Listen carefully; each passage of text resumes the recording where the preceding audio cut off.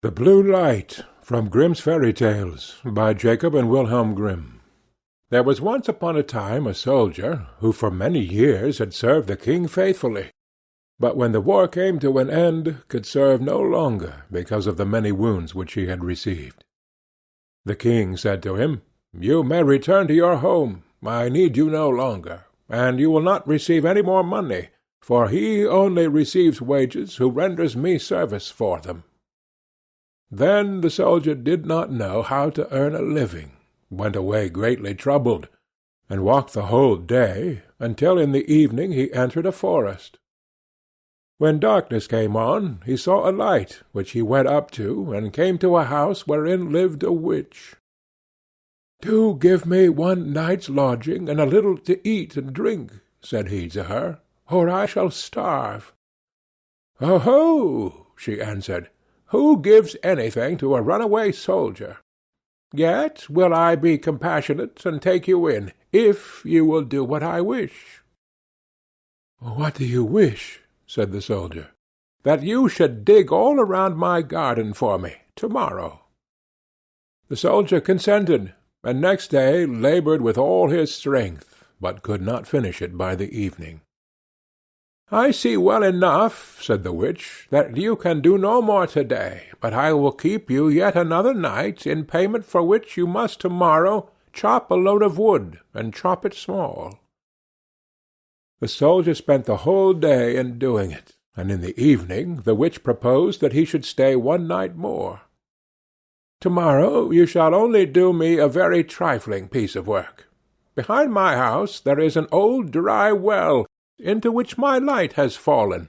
It burns blue and never goes out, and you shall bring it up again." Next day the old woman took him to the well, and let him down in a basket.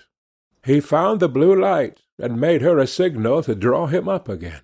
She did draw him up, but when he came near the edge, she stretched down her hand, and wanted to take the blue light away from him. "No," said he, perceiving her evil intention, "I will not give you the light until I am standing with both feet upon the ground." The witch fell into a passion, let him fall again into the well, and went away. The poor soldier fell without injury on the moist ground, and the blue light went on burning. But of what use was that to him? He saw very well that he could not escape death. He sat for a while very sorrowfully. Then suddenly he felt in his pocket, and found his tobacco pipe, which was still half full. "This shall be my last pleasure," thought he, pulled it out, lit it at the blue light, and began to smoke. When the smoke had circled about the cavern, suddenly a little black dwarf stood before him, and said, "Lord, what are your commands?" "What my commands are?" replied the soldier, quite astonished. "I must do everything you bid me," said the little man. "Good," said the soldier. "Then, in the first place, help me out of this well." The little man took him by the hand, and led him through an underground passage, but he did not forget to take the blue light with him. On the way the dwarf showed him the treasures which the witch had collected and hidden there, and the soldier took as much gold as he could carry. When he was above, he said to the little man, "Now go and bind the old witch, and carry her before the judge." In a short time she came by like the wind, riding on a wild tomcat, and screaming frightfully. Nor was it long before the little man reappeared. "It is all done," said he, "and the witch is already hanging on the gallows." "What further commands has my lord?" inquired the dwarf. "At the moment, none," answered the soldier. "You can return home. Only be at hand immediately if I summon you. Nothing more is needed than that you should light your pipe at the blue light, and I will appear before you at once." Thereupon he vanished from his sight. The soldier returned to the town from which he came. He went to the best inn, ordered himself handsome clothes, and then bade the landlord furnish him a room as handsome as possible. When it was ready, and the soldier had taken possession of it, he summoned the little black mannikin, and said, I have served the king faithfully, but he has dismissed me and left me to hunger, and now I want to take my revenge." "What am I to do?" asked the little man. "Late at night, when the king's daughter is in bed, bring her here in her sleep. She shall do servant's work for me."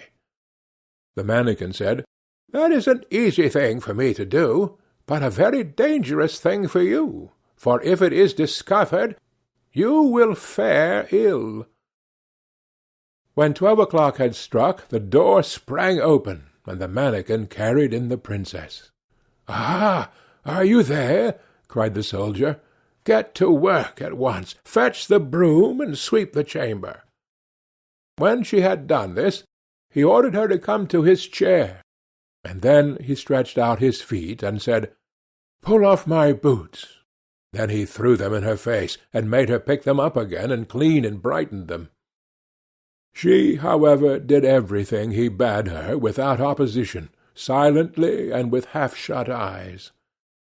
When the first rooster crowed, the manikin carried her back to the royal palace and laid her in her bed. Next morning, when the princess arose, she went to her father and told him that she had had a very strange dream.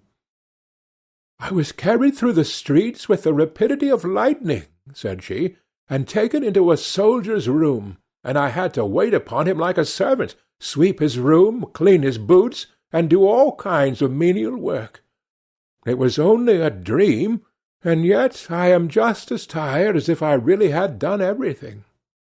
"The dream may have been true," said the king. "I will give you a piece of advice. Fill your pocket full of peas, and make a small hole in the pocket, and then, if you are carried away again, they will fall out and leave a track in the streets."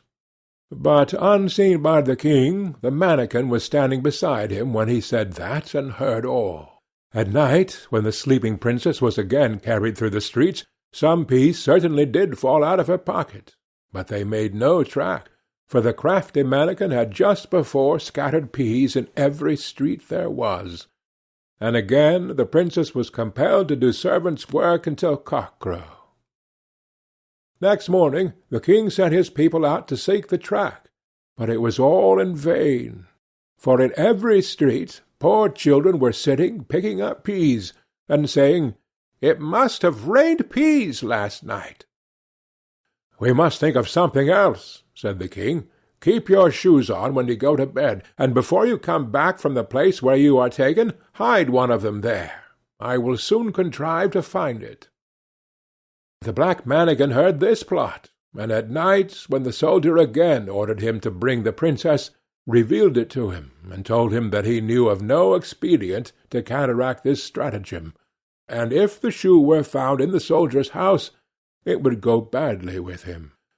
"Do what I bid you," replied the soldier, and again, this third night, the princess was obliged to work like a servant, but before she went away, she hid her shoe under the bed.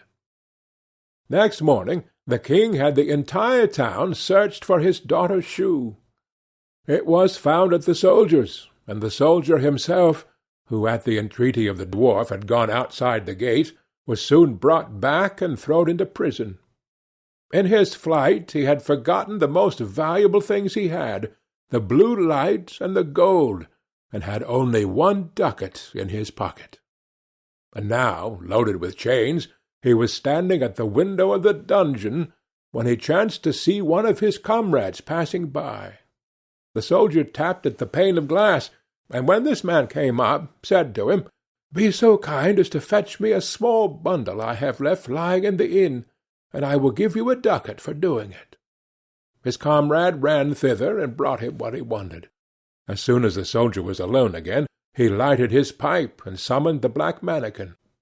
"Have no fear," said the latter to his master. "Go wheresoever they take you, and let them do what they will. Only take the blue light with you." Next day the soldier was tried, and though he had done nothing wicked, the judge condemned him to death. When he was led forth to die, he begged a last favour of the king. "What is it?" asked the king. "That I may smoke one more pipe on my way." "You may smoke 3," answered the king, "but do not imagine that I will spare your life." Then the soldier pulled out his pipe and lighted it at the blue light, and as soon as a few wreaths of smoke had ascended, the mannikin was there with a small cudgel in his hand, and said, "What does my lord command?" "Strike down to earth that false judge there, and his constable, and spare not the king, who has treated me so ill." Then the mannikin fell on them like lightning, darting this way and that way, and whosoever was so much as touched by his cudgel fell to earth, and did not venture to stir again.